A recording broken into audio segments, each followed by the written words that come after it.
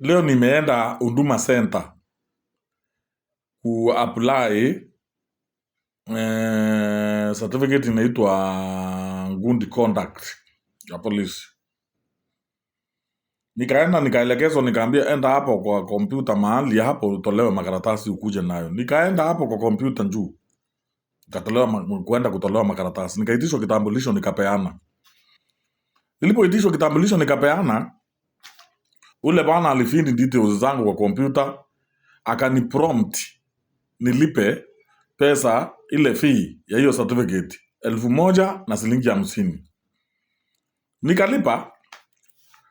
Nilipolipa akatoa makaratasi akaendelea kushikanisha na stapler hapo. Nikasikia mara ameniambia tumia hiyo till number ulipe 200. Nikamuuliza tena 200 ya nini? Si mimi nafikiri 10 ndio fee inatosha. Akaniambia hapana, kuna hiyo unafaa pia ulipe 200. Na ikaingia kwa till number pale kwa inaitwa business number ama inaitwa nini? Buying goods. Nikaingia buying goods. Nikaweka ile number, till number pale. Nikalipa 200. Message ya M-Pesa iliyokuja ikaniambia nimetuma pesa kwa Mbamchi Limited. Mbamchi kitu kama hiyo. Mbamchi Limited. Mimi nikamuuliza ule mtu, ni nani kwa serikali anaitwa Mbamchi Limited, au ni department gani ya serikali inaitwa Mbamchi? Akacheka karibu anaanguka. Nikamuuliza hapana bwana. Nikamwambia usicheke, ninasikia uchungu hii 200 bwana. Niambie mwenye nimelipa 200 ni nani? Huyu Mbamchi yuko wapi? Akaniambia hata yeye mwenyewe ajui huyu Mbamchi ni nani, ambaye 200 watu wanaweka 200 naenda kwao.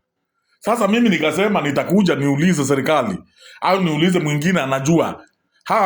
Hii inaitwa Mbamchi Limited. Ni kampuni ya nini na inanisaidia nini pale ambapo nikitaka certificate ya good conduct ni lazima nilipe Mbamchi shilingi 200. Ni ya kazi gani hiyo 200 inalipa Mbamchi? Nilipomuuliza aliniambia hii mambo ya Mbamchi ilikuja wakati wa Uhuru Kenyatta. Mimi nikamuuliza kwani mpaka leo Uhuru Kenyatta kwani yuko? Akaniambia hakuna kitu imebadilika, system ni ile. Sasa serikali ya Kenya, hebu tuambieni huyu Mbamchi unapoenda kuapply certificate of good conduct, huyu Mbamchi ambaye unamlipa 250 shilingi 200 baada ya kulipa 1,050 ya conduct, huyu Mbamchi pesa inaenda kwake. Ni nani huyu Mbamchi? Au pengine nikachagua, au pengine ni Uhuru ama ni nani, au ni Kalonzo ama nani?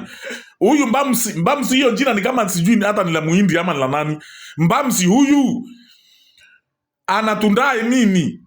Na kwa nini apewe 200 mtu anapotaka kutafuta good conduct? Kwa nini Mbamchi lazima achukue 200? 200 kwa nini achukue kwa Mkenya? Huyu mtu anaitwa Mbamchi Limited. Naomba nijibu hiyo swali tafadhali. I'm a concerned citizen. Nataka kujua. Kwa maana watu 1,000 wakiweka 200 kwa siku, hiyo ni pesa mingi. Huyu mtu ni kama ni mpora mahali anapora, ni kama katero fulani anachukua pesa za watu. Huyu Mbamchi ni nani?